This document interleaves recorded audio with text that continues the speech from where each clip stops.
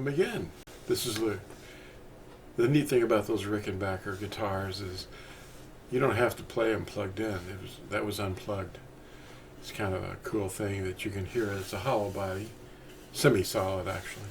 Well, the study today is three scriptures. We've got a lot of enemies out there among us.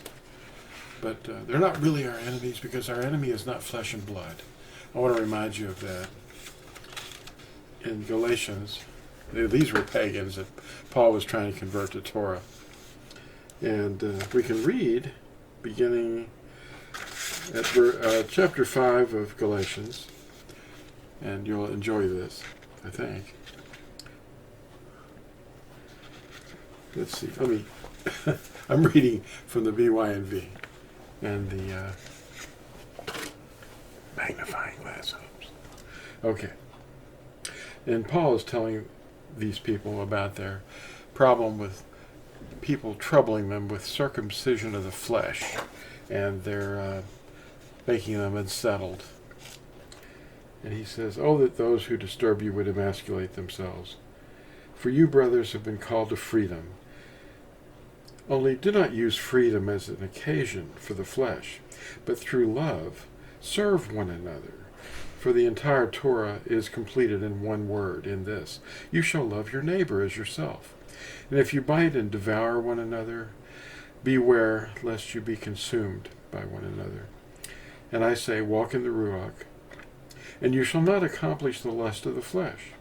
For the flesh lusts against the Ruach, and the Ruach against the flesh. And these are opposed to each other, so that you do not do what you desire to do. But if you are led by the Ruach, then you are not under the Torah." The Torah is, he's referring to as the instruction of having yourself circumcised in the flesh.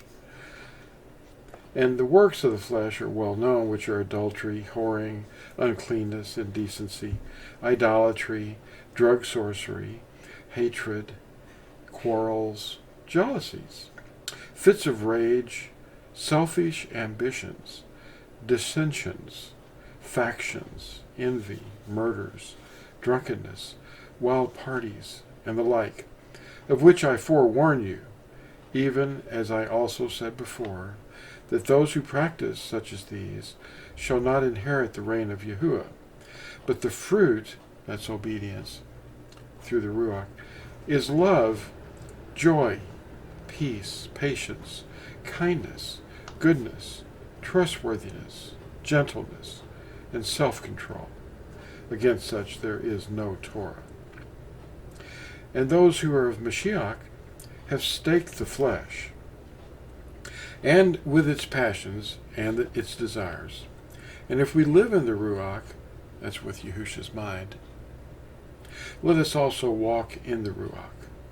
Let us not be conceited, provoking one another, envying one another." Okay, that was Galatians 5. And I want you to hear Ephesians. Let's see, I must have slipped that out. Ephesians 6 says this in chapter 6, beginning at verse 11. "Put on the complete armor of Yahuwah, for you to have power to stand against the schemes of the devil. Because we do not wrestle against flesh and blood, but against principalities, against authorities, against the world rulers of the darkness of this age, against Ruach-like entities of wickedness in the heavenlies," demonic forces. "Because of this, take up the complete armor of Yahuwah, so that you have power to withstand in the wicked yom, the wicked day. And having done all, to stand. Endure it.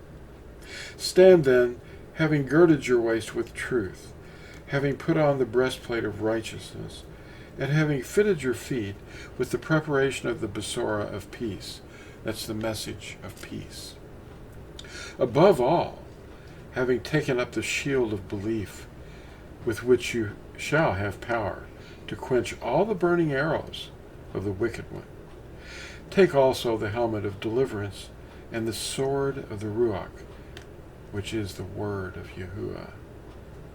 praying at all times. That's conversation with Yahuwah, staying in contact. With all prayer and supplication in the Ruach, watching in all perseverance and supplication for all the Kodashim, the set-apart ones. Also for me, that a word might be given to me in the opening of my mouth, to be bold in making known the secret of the Besorah, for which I am an envoy, ambassador, in chains, that I might speak boldly as I should speak.